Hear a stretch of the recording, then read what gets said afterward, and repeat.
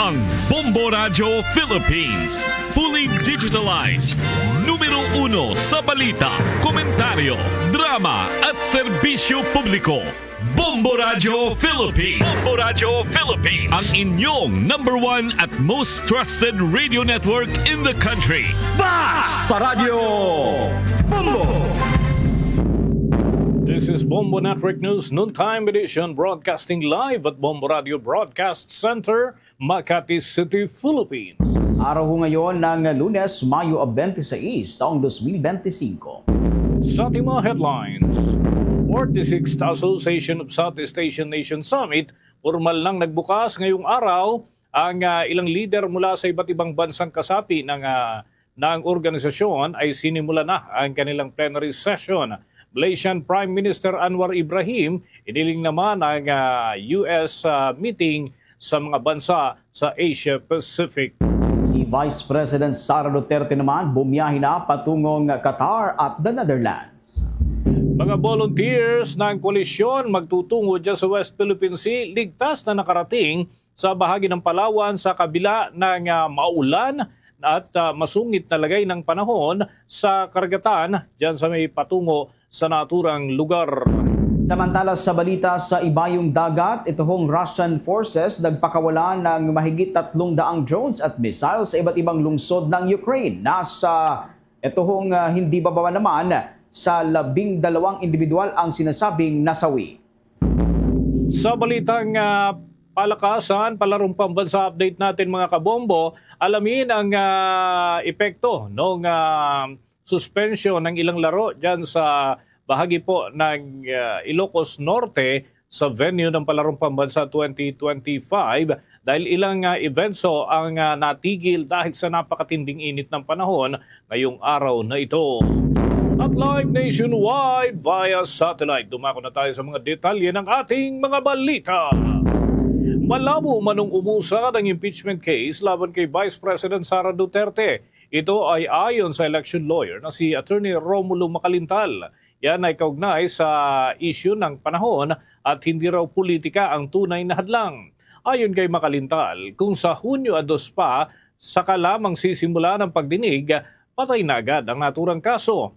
Ang reklamo na inihain noong Pebrero 5 ay nakabantay o nakabatay sa maling paggamit ng confidential funds at pagbabanta nitong si Vice President Sara Duterte kay Pangulong Ferdinand Bongbong Marcos Jr., First Lady Liza Araneta Marcos at House Speaker Martin Romualdez. Bagamat suportado ng 215 kongresista, malayo sa 1/3 na kinakailangan at hindi ito agad naipasa sa bahagi po ng Senado bago pa man ang adjournment ng Kongreso. Dahilan yan ng pagkaantala. Ngayong darating na 2 ng Hunyo, saka pa lamang maihahain ng Articles of Impeachment.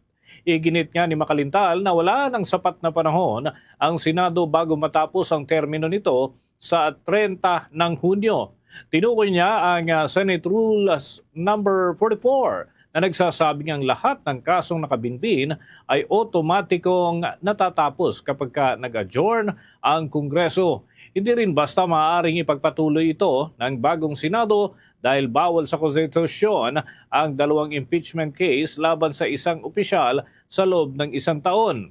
Kahit gustuhin pa ang ng Senado, baka anya sa konstitusyon din ang kahinatnan at magkaroon ng usapin ng conflict.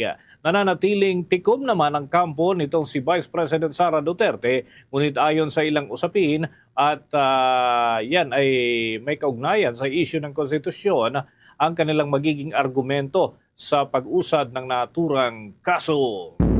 Samantala, lumipad na patungong Qatar at patungo naman sa the Netherlands si Vice President Sara Duterte para ho sa serye ng mga aktibidad kaugnay ng kanyang pakikipag-ugnayan at pakikipagpulong sa mga Pilipino sa ibayong dagat at pagbisita sa kanyang ama kay dating Pangulong Rodrigo Roa Duterte. Ito ang kinumpirma ng Office of the Vice President ngayong araw. Sa Doha, Qatar, inaasahang makipagpupulong ang Vice Presidente sa mga miyembro ng Filipino community doon.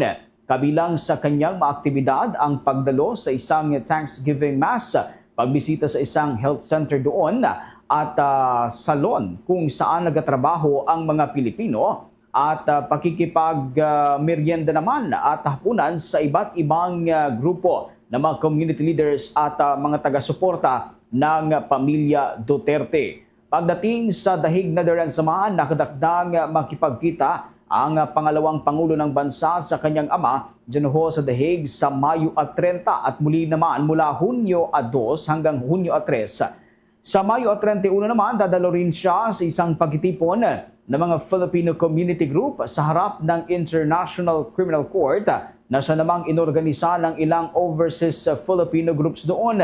Ayon sa Office of the Vice President, inaasahang babalik sa Pilipinas si BP Sara sa Hunyo 4 ng kasalukuyang taon. Ito na ang ikalawang biyahe ng Vice Presidente sa Dahig matapos naman ang pag-aresto sa kanyang ama noong Marso 11. Una siyang nanatili roon mula Marso 12 hanggang unang linggo ng buwan ng Abril. Maliban nga dyan sa biyahe ni Vice President Sara Duterte ay nagbiyahe rin itong si Pangulong Ferdinand Marcos Jr. at ang 46th Association of Southeast Asian Summit ang kanyang dadaluhan dyan ho sa bahagi ng Kuala Lumpur, Malaysia. Alamin natin ang mga aktibidad at yung mga pulong ng mga iba't ibang leader ng mga bansang kasapi ng Association of Southeast Asian Nations. May balita direktamente mula dyan sa Malaysia, si Bombo Annalise Soberano. Formal nang nagbukas ngayong araw ang 46 ASEAN Summit 2025 dito sa Kuala Lumpur, Malaysia. Eksakto alas 8:30 ng umaga kanina nang magsimulang magsidatingan ang mga leaders mula sa Southeast Asian nations at isa-isa silang sinalubong ni Malaysian Prime Minister Anwar Ibrahim sa ginanap na welcome ceremony na sinundan ng pagsisimula ng plenary session kung saan dito ilalatag ang mga agenda ng kanilang tatalakayin. Kabilang sa mga tatalakayin ng ASEAN leaders ang mga regional at global challenges kabilang ang development sa West Philippine Sea, sitwasyon sa Myanmar, maritime security, climate change, pagbabago-bagong takbo ng ekonomiya at digital disruption. Una nang inihayag ni Pangulong Ferdinand Marcos Jr. na kanyang isusulong na bilisan ang negosasyon sa Code of Conduct sa West Philippine Sea at ang Ethical Responsible Artificial Intelligence o AI Regional Framework. Sa opening statement naman ni Malaysian Prime Minister Anwar Ibrahim sa plenary session dahil siya ang chairman ng ASEAN 2025, binigyang diin ni Ibrahim ang kahalagahan ng ASEAN Summit para sa paglago pa ng rehiyon at ang pagiging resilience nito sa pagharap sa iba't ibang hamon. Ikinasiya naman ni Ibrahim na ang ASEAN nations ay nagkakaisa. Ipinagmalaki din ng Pangulo ng Malaysia na sa unang pagkakataon magpupulong ang ASEAN GCC China Summit na layong palalimin at palawakin pa ang partnership nang sa gayon mapanatili ang multilateral system at masiguro ang ASEAN GCC China geo-economic model. Inihayag ni Ibrahim na nagsumulat din siya kay US President Donald Trump at hiniling nito na bumuo ng US-ASEAN meeting. Ito ay kasunod ng ipinataw na taripa ng Amerika sa iba't ibang mga bansa. Pakinggan natin ang naging pahayag ni Malaysian Prime Minister Anwar Ibrahim. As they say in matters of peace, even a fragile breach is better than a widening gulf. I strongly believe in the fortitude and staying power of ASEAN to withstand the headwinds and weather the storms of the challenges and uncertainties facing us. In this regard, I must again thank you, the leaders, for your trust, friendship, and excellent relations at the personal level, at the bilateral level, and the ASEAN level.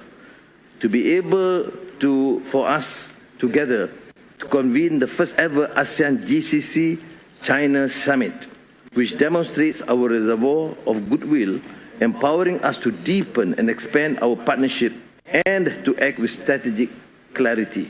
Above all, we must preserve the multilateral system and ensure that the ASEAN GCC China geo-economic model continues to play a meaningful role in forging a more inclusive and sustainable future for our region and our people.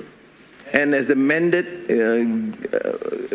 consensus achieved by the foreign ministers in Langkawi earlier this year, I've taken the liberty also to write to President Donald J. Trump to seek his understanding to organize a US-ASEAN meeting, which means we have seriously the spirit of centrality as they Samantala, suportado naman ni Pangulong Ferdinand Marcos Jr. ang non-retaliatory measures ng ASEAN kaugnay sa ipinatupad na taripa ng Amerika. Sa isang pahayag, sinabi ni Pangulong Marcos nagkaroon na sila ng inisyal na pag-uusap ni Malaysian Prime Minister Anwar Ibrahim kung papaano tutugunan ng ASEAN ang ipinatupad na taripa ng Amerika. Binigyang diin din ni Pangulong Marcos ang kahalagahan na bilisan na rin ang pagkakaroon ng Code of Conduct sa West Philippine Sea. Sang-ayon nang sa gayon, maprotektahan ang ating karapatan sa maritime issue at maipromote ang stability at maiwasan ang anumang mga hindi kanais-nais na mga insidente sa karagatan. Yan ang latest mula dito Okay, sa... Bomboan. Yes, Bombo Dennis. Kasali ba dyan ang mga bansang China o kaya naman may kinatawan man lang sila dyan at posible ba na magkaroon ng pagkakataon na makapulong itong si Pangulong Ferdinand Marcos Jr.?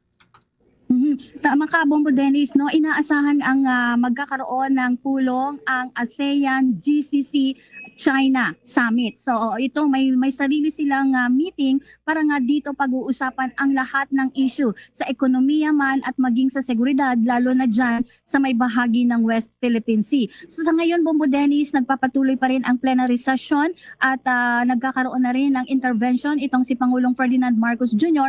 at susunod dyan matapos ang plenary session ay magkakaroon ng retreat session ang ating mga ASEAN leaders, Bombo Dennis. So abangan natin yan hanggang mamaya at bibigyan natin ng update ang ating mga kababayan kung ano ang napag-usapan dito nga sa ASEAN GCC China Summit kasama ang mga ASEAN leaders. Ito kasi ang kauna-unahan, Bombo Dennis, na nagkaroon ng meeting at isinabay sa ASEAN Summit.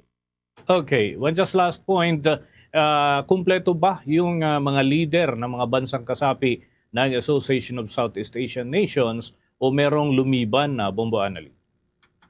Present sila lahat, Bombo Dennis, ang mga ASEAN leaders. Kaya nga ikinalugod talaga ni Malaysian Prime Minister sa kanyang opening statement ang pagdalo ng mga ASEAN leaders. So ang sinabi ni Malaysian Prime Minister Anwar Ibrahim, patunay ito na nagkakaisa ang mga ASEAN leaders at patuloy na nagkakaroon ng trust and confidence ang bawat bansa na kinabibilangan sa ASEAN. So sabi niya, nagpapasalamat siya sa kooperasyon at